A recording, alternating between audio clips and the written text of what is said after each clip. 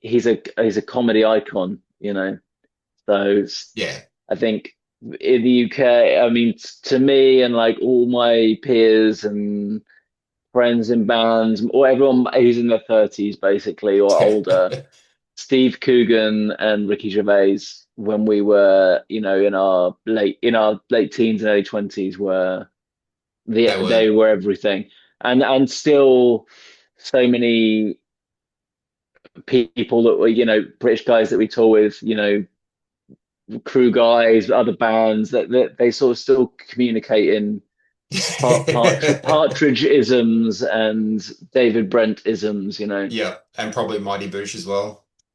A little bit of Mighty Boosh in Yeah, there, yeah, yeah. 100%, yeah.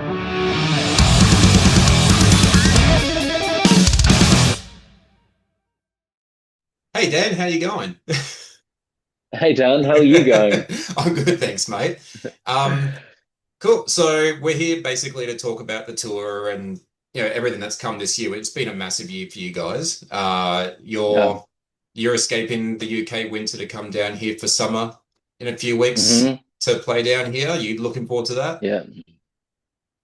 Oh yeah. I haven't been for 6 years because I missed the last tour, and it Yeah. just blows my mind because the last time I was there, we played one show and it was January, 2 months before the world locked down, Oh wow. and Yeah. I through my 20s I was in Australia pretty much every year, Yeah, and you're no stranger to here. I I kind of thought that that's how my life would just always be. And then, last time I was there, I was 32, and now I'm 38. So it's my life has moved on. I've had Yeah. my daughter was a baby when I was last there. She was with us actually, and then Oh, now I got cool. two. So yeah, my life has changed, and we've released three albums since That's a we lot. since I was last in Australia. Wow. But yeah, Big it's difference, man. I yeah, and it's a country I love. I love going. I love being there. I've got heaps of friends there, and yeah, it just feels nuts that I haven't been for such a long time. So I'm really, really looking forward to going, even though I will only be in the country for 7 days. It's a That's long a way to go for short seven period, man. days. Yeah. Yeah, it's a big I've done the UK trip once from here and it's Yeah, daunting. It's not an easy trip. yeah, that's one thing I haven't missed in these 6 years. But yeah, yeah, I'm massively looking forward to being there, man. Yeah, like I just love being there, and so yeah, the longer we do this and the older we get, um, you realize that you're not gonna live forever, and this isn't going to be something you get to do Yeah. forever and ever. So um, the experiences become more valuable, Hmm. and you take it for granted less and less. So Yeah. in that respect, yeah, it's something I'm really looking forward to. I might touch on that real quickly because it was a question I had for you later a bit further down, but I did want to ask, like, I mean, and you talk about your age and that, your shows are getting bigger and bigger audience Yeah. wise. Are you, especially as a drummer, because you're at the back, you're behind your kit, are you able to kind of pull yourself out of the moment while drumming and be like, holy shit, like, or are you Not are as you are you shit at that? I'm sure that yeah, like it's we just did our biggest ever tour here, and it was like such a leap in size for us after all these years. And yeah, in the perfect world, I want to be able to soak it up, but like, and I'm just super in the act of playing, and Yeah, it's super not in easy. Yeah, just in like trying to concentrate you know, if I played for AC/DC, I could just sit back and just jam out on that. This is like a slight regret of mine that like the songs are at like the ceiling of my ability as a drummer. yeah, So yeah. I'm not able to like really sit. There's a couple of moments in the set where I am, but like I'm really like focused on You have playing to the be drums, dialed and in. Yeah, yeah, and I sort of watch the videos and see the photos afterwards and realize what we've done, or what's just happened. So yeah, I mean, I'm just gonna have to keep practicing drums and hope that I get to the point where I can really live on autopilot and I can detach myself from the act of playing. I know for some of the other guys, especially Sam, Sam's right in front of the stage. Yeah. He's really hit by the sound of the crowd and the scale of it. He also isn't short-sighted. So like I I have a light on my shining on me. I'm Yeah. short-sighted. I just feel like it's darkness out there. Yeah. I Yeah. can't hear the crowd because I've got my in-ears in, Yeah. so it's it is quite a detaching experience, unfortunately. Yeah. But I mean, as much as I want it to be for the show to be about me and what I get out of it, the show is like actually not about that. I'm just sort of a cog in the machine. I'm just playing a part in bringing this whole thing to life. So not really about me, unfortunately. Yeah. It's Do you about find putting it. like, oh, no, so I was just going to say, because you talk about that, like how you're a cog in the machine, obviously. Like, I know you're a band collectively, but you're sitting back in that. But I know you are at least a primary writer in the band. Yeah. Do you find that comfort in being able to, it's all your music and that, but just being able to be back and away from it all? Like, does that make sense, that question? Like, Um, can you separate that sometimes, sometimes? like, yeah, I feel, yeah, I don't mind being in the back. Do you know what I mean? Yeah, you Like, don't and particularly want to be in the even spotlight. yeah, I don't particularly want to be in the spotlight. I'm not like great at all the things that come along with that. Hmm. Um, Sam has a very different experience to me in his life, Yeah. day to day, and like everywhere he goes. Yeah. Um, Yeah. and although Sam doesn't have it as much as Harry Styles, he still has it more than I would be Yeah. comfortable with. So Sam's in the middle between you three. Sam's in the middle. Sam has yes, exactly. Yeah. So yeah, and I'm not sure I'm drifting from the question, but I will Oh, say you're right. that I love I still because I came into writing for the band only 8 or 9 years ago. Well, it's quite a long time, huh? But in the scope of the band, the band's been going almost 20, and I only Mm. got involved really in the writing in the last 8 or 9 years. And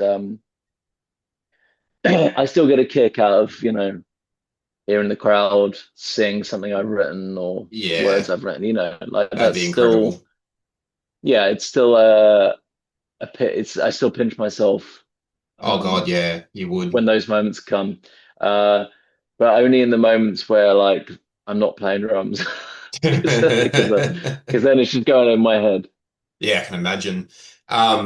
With this tour, for the Australian leg of the tour, you've got you guys, President and House of Protection, which I'm going to sound like I'm being biased. I've seen your lineups across the world so far, and they're awesome. But I feel like we've got at least one of the best lineups. President and House of Protection are insanely good. That's a massive three Yeah, band lineup. How like I think are you in charge of who puts that yeah, together?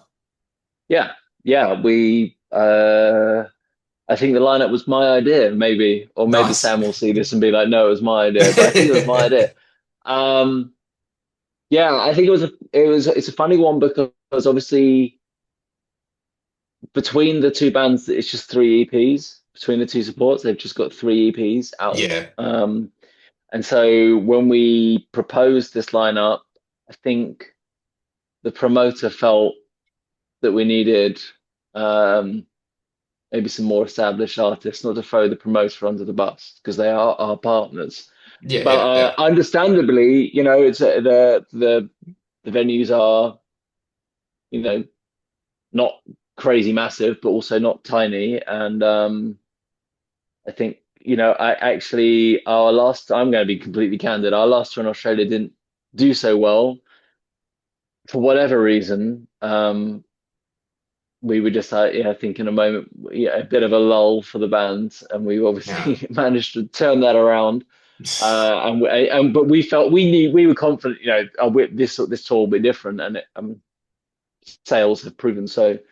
Uh, but I think they thought, oh, we need to have some this like crazy static lineup with really sort of established bands. But we felt that House of Protection and President were not only great bands, but also bands that were like really coming up fast Yeah. and also really crossed over with our audience as well. Like if you like Architects, you're just bound to like those two bands. Yeah, So they're both kind of on either side of the spectrum to you guys. yeah, Like I exactly. think it's a very There's good, a bit of both. yeah. There's we don't sound exactly like either, but there's also, like I just think, yeah, you're like you slightly you're gonna like both of those if you like Architects. So it just felt like the obvious great lineup. I sometimes not even sometimes, really the ideal situation when you're picking supports is you're picking bands you love, Hmm. bands you are friends with, which is the case in this instance. But also bands that people might not have had the many opportunities to see, and it's something new and it's something fresh and something exciting. So I just think this lineup ticks all those boxes. And 100%, yeah. I think, like you said, the two bands you picked, especially President being quite a mysterious kind of band, obviously. Mhm. I think they've really kind of, I don't know what the right word for it is, but they've caught everyone's attention in the best way possible. So, Yeah, yeah. yeah. If I was starting a band now, I'd definitely do Masks. Um, I want to use the last part of our time together to like I with the last album, with The Sky, the Earth, and All Between, like I honestly could ask a million questions about that. I'm gonna try and get what I can in for you, if that's all right. Mm-hmm. Um, it is obviously like I mean, it's an amazing album. And my takeaway from it, what my perspective on the album was as a musician myself, what I heard straight away is that the album, it's very cohesive and it gels together.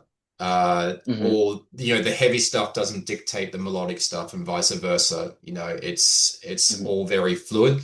Um, I wanted to know what was the first song that was written for the album, and was that song somehow a way to put in perspective how the rest of the album was going to come out?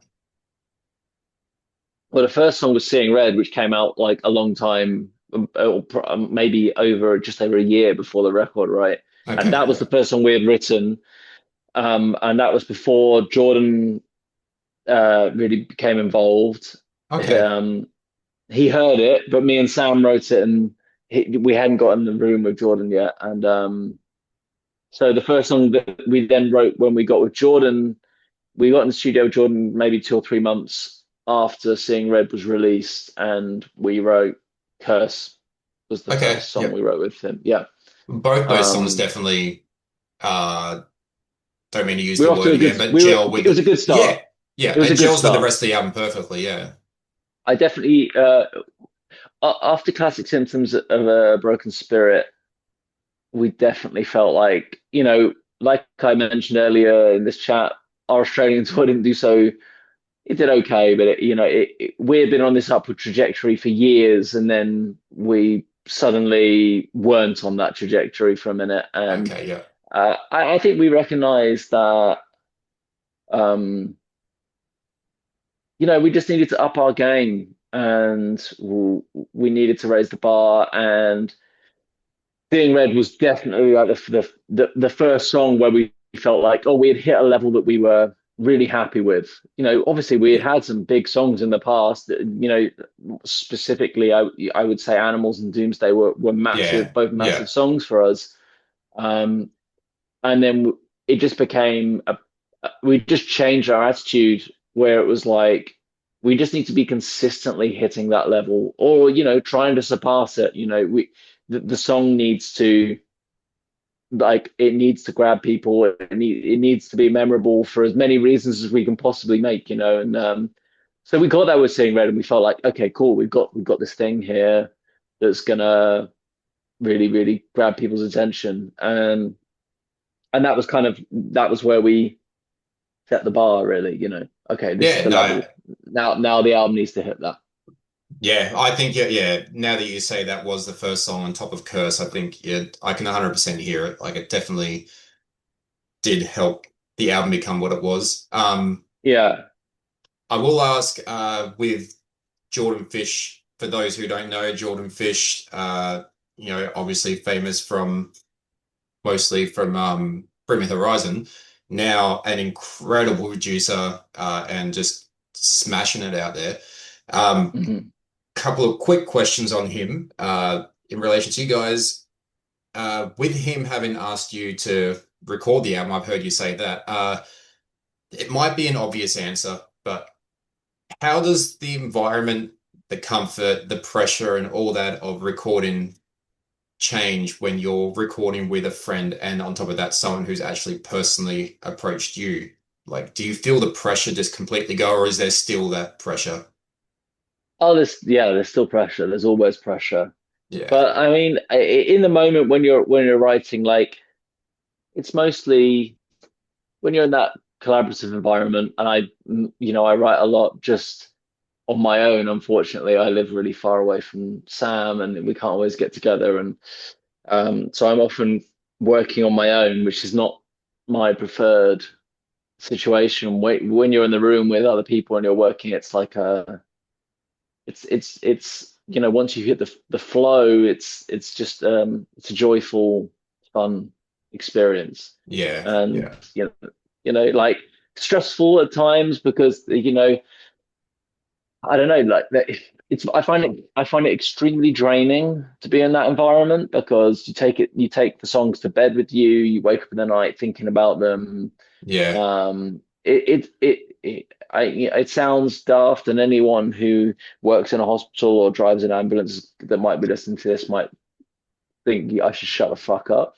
But Uh, I find myself, I did recently just have Sam at my place for a few days, and we worked on a bunch of songs, and I like it felt like it took me a week to recover. It feels like it drains everything out of me, but like also like it when we're in that flow and we're writing, I think it's the most fun I can have. yeah. It's like a drug for me. Like I can't I it's like a drug that and you do the drug so much that until you're ill. That's what it's like. It's like that for me. I like, Yeah. it takes a lot out of me, but I absolutely love it. It's my favorite thing in the world. So yeah, when we were working with Jordan, we had a blast. Honestly, we had Oh, a that's blast. awesome, man. It was Yeah. really fun. It was really fun. It was exciting. We worked fast. Um, Jordan's a great friend and like a super talent. Um, yeah, great to learn a thing or two from him as well. So Yeah, yeah, man. nothing but good things to say, and we had a great time. We had a great time making the record. He's a special guy, man. Even I've never met him, but I know he obviously is a great guy. Yeah. Yeah, yeah, good dude. All right, Dan, man. It's been a pleasure. Thanks for taking some time to chat with me today, man. Like I can't thank you enough. Like I said, so many questions I could have asked about that album because it is an absolute force of nature. So I can't wait to hear some Thank of you. those songs. Um, I will be there, and my daughter's going to be there with me. She wants to be on the barrier, so hopefully this will Sick. be her first barrier show. Good luck. Yeah. Other than that, Which man, show? Brisbane at the Riverstage. So it's a Okay, sick okay. venue, man. It's a really good venue. You're gonna love it. Yeah. Yeah. Do So, you know what? No, no. The Riverstage was the first venue I ever played in Australia. oh, so you have played Riverstage. Okay, sick. Yeah, it's been around for years, I man. I played Riverstage. The first I played Riverstage 16 years ago. It was our first Whoa. Australian show. That's awesome, man. Yeah, it's a Yeah, great venue, man. So I'm really looking yeah. forward to seeing it, man. We'll put all the links in the description below and all that jazz, so everyone can grab those tickets if they haven't already, because they're missing out if they don't. Sick. Well, yeah. I think Sydney's just about sold out, and Melbourne is sold out. So if you want to go, Sick. Yeah. Brisbane's your bet. Yeah, man. And like I said, great venue. So to see Architects there, along with the rest of that lineup is going to be massive. So I'm looking forward, man. Yeah, yeah, man. Cool. Nice speaking to you, Dan. You as well, Take it Dan. You have a easy. great night. Thank you. Take it easy, man. Bye.